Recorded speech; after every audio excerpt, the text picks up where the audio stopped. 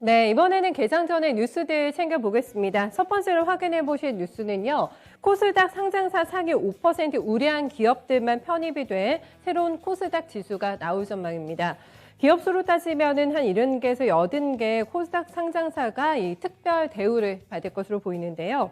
이들 기업을 위해서 해외 홍보와 상장 지원 등의 혜택을 마련을 하고 새로운 지수를 만들어서 외국인과 기관에 투자금을 유입하겠다라는 게 그 목적입니다. 거래소는 새로운 지수를 통해서 패시브 자금이 유입될 것으로 내다봤고요. 코스닥 150 지수 구성 종목 대비해서 기업 수가 절반 가까이 적다는 점에서 차별화가 될 것으로 내다보고 있습니다. 네, LFP 배터리 관련해서 계속돼서 이슈가 나오고 있는데요. 테슬라에 이어서 이번에는 벤츠도 사용되는 배터리를 LFP 배터리로 교체할 방침이라고 이번에 밝혔습니다. 벤츠의 모회사인 다임ler 올라 켈레니우스 CEO는 원자재 가격 상승을 고려해서 차세대 전기차 모델에 LFP 배터리를 탑재할 계획이라고 밝혔고요.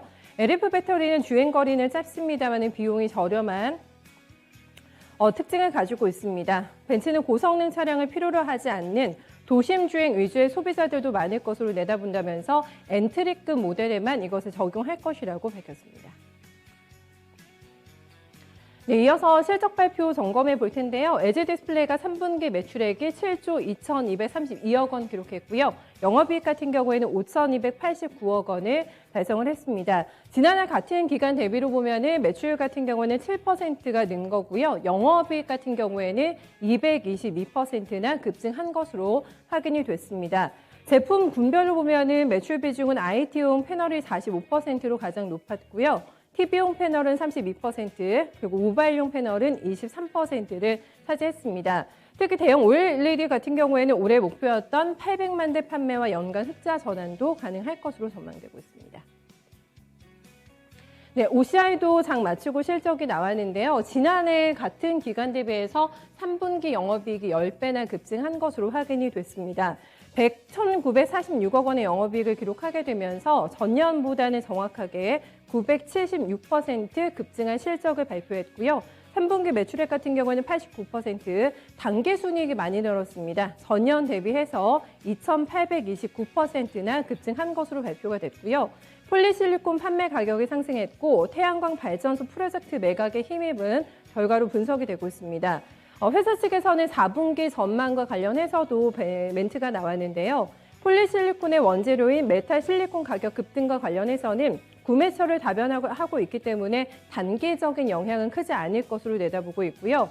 태양광용 폴리실리콘 생산 중인 말레이시아 공장 정비 일정도 2022년 1분기로 연기가 됐다고 설명했습니다. 네, 다음은 내년에 증시 입성을 노리고 있는 SSG닷컴, 쓱닷컴과 관련된 뉴스인데요. 주관사가 선정이 됐습니다. 미래에셋증권과 시티그룹을 주관사로 선정했다고 발표했고요. 2020년의 목표로 본격적인 IPO 절차에 돌입한다고 밝히면서 외국계로는 모건 스탠리 그리고 JP 모건 체이스를 공동 주관사로 참여시키기로 했다고 함께 설명했습니다. 앞서 지난 8월에 SSG닷컴은 IPO에 나서면서 국내외 주요 증권사에 입찰 제안서를 발송한 바가 있고요. 이번에 4곳이 결정이 됐다고 보시면 되겠습니다.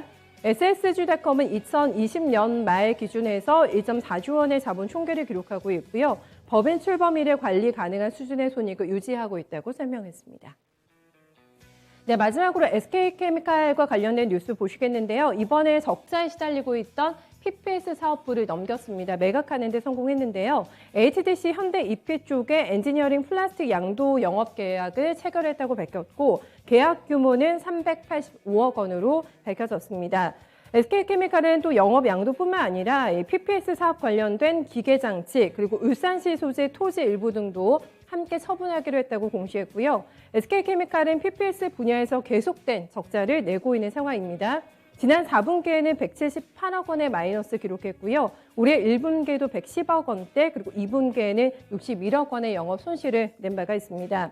상대적으로 부진한 사업을 정리를 함으로써 향후 실적 개선폭은 점차 더 증대할 수 있을 것으로 시장에서는 내다보고 있습니다. 네, 이렇게 해서 개장 전에 체크 필요한 뉴스들 함께 살펴봤습니다.